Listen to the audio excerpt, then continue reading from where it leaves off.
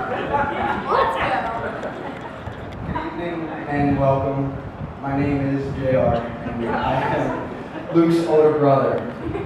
I've had the pleasure of knowing or getting to know the fellas Luke selected to stand by him today on this special day, and I can tell you that any one of them could be standing in my shoes right now. So for the opportunity, I'm honored and grateful.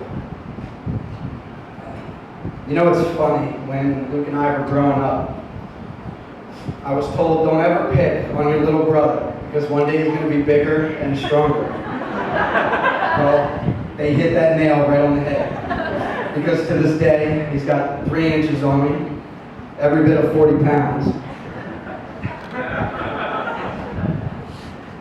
And since he was the first one with a substantial amount of facial hair, him and I were often mistaken for each other. I found myself faced with questions about St. Mary's, Southern Maryland, and plans for vet school, while Luke was asked questions about Virginia Tech, Blacksburg, and engineering. Knowing what my brother would say, I always answered for him, but made it clear that I was the older Trout boy. And I may have an engineering degree, which some find hard to believe. Honestly, I question it myself sometimes. But there is no chance that I would have survived the DVM program. Luke pursued his dream and now gets to do the one thing that he loves every day. He took a pledge on his graduation day. And if there's one thing I bet my life on, it's that his professional advice is given with that pledge in mind. You may not like the tone of his voice when he gives you that advice, or how much money you're going to spend because of that advice. But you can bet your ass, whatever it is, it's the same thing he'd do if he was asked to put Sadie in their place. For those of you who know Luke and I well, you know that there's no way I could give this speech without including a movie quote. Caroline and Becca are amazed how Luke and I are able to have full conversations without really saying anything original.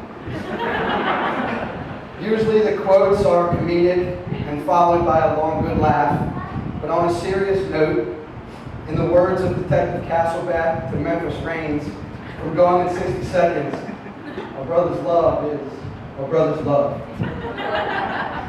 I feel like my brother and I have always had a one-of-a-kind relationship. We couldn't be more different, yet so much alike. I tell everyone that it's the main reason why we have such a great relationship. We learn from and teach, guide, and support each other in every way possible. We feed off one another, bringing out the best in ourselves and those around us. From the way that we dress normally, to our interests, down to the music we listen to, we couldn't be more different. Yet our drive, passion, dedication, and life goals couldn't be more similar. That list of life goals includes a few things, like settling down, starting a family, and raising kids of our own.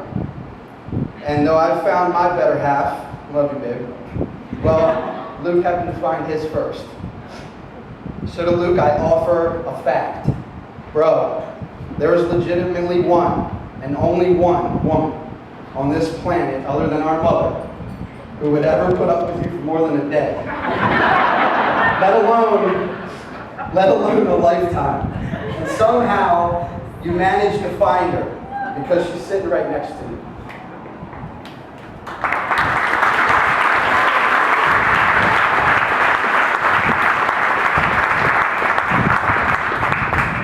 To Caroline, I have just one simple question. You realize that this is forever. I mean, if it hasn't quite sank in yet, time spent is time spent. And you can't get that back. Yet here we are, celebrating a lifelong commitment. To everyone else, I stand before you today feeling proud, excited, and thankful. I'm proud to be Luke's bigger, though smaller, older, though sometimes younger looking, wiser, though less intelligent, brother. I'm excited for their future and thankful for the joining of our two families. So everyone please join me as we raise our glasses to old friends and new family, to happiness, health, and lifelong love, to Luke and to Caroline.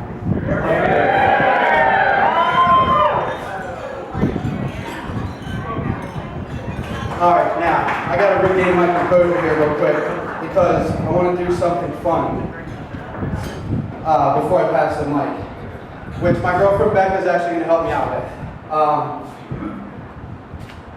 All right, so get on up here.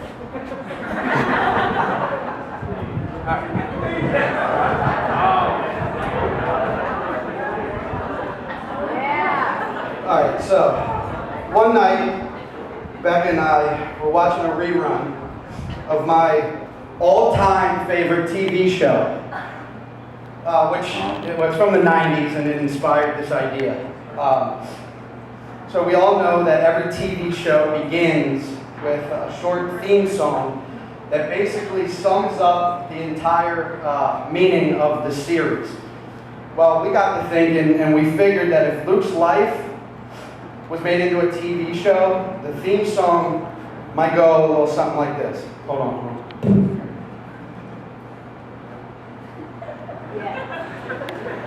I couldn't put this on under my jacket, but I still have this seat.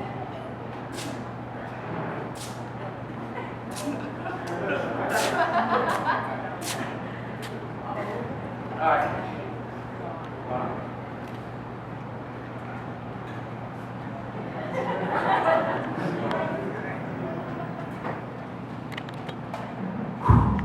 We good? We good? Testing 1, 2.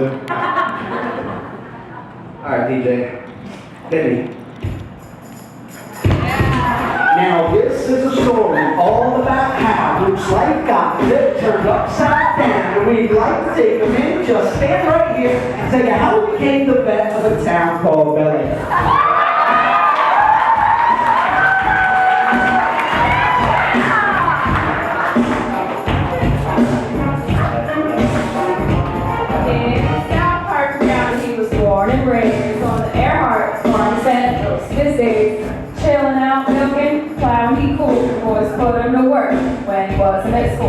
He was just a little guy, his intentions were good, but then he let cows loose in the neighborhood. When the cows got out, the boys got scared and said, "You're going to do cows in Boston and Bel Air."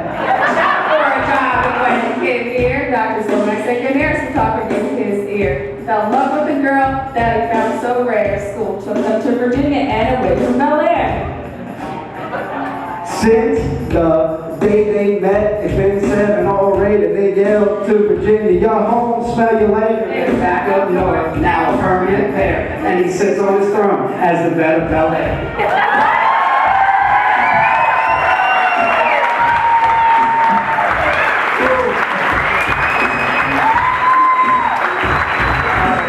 I just want to say thank you all for being here. I know it's a real special night, and I'm done.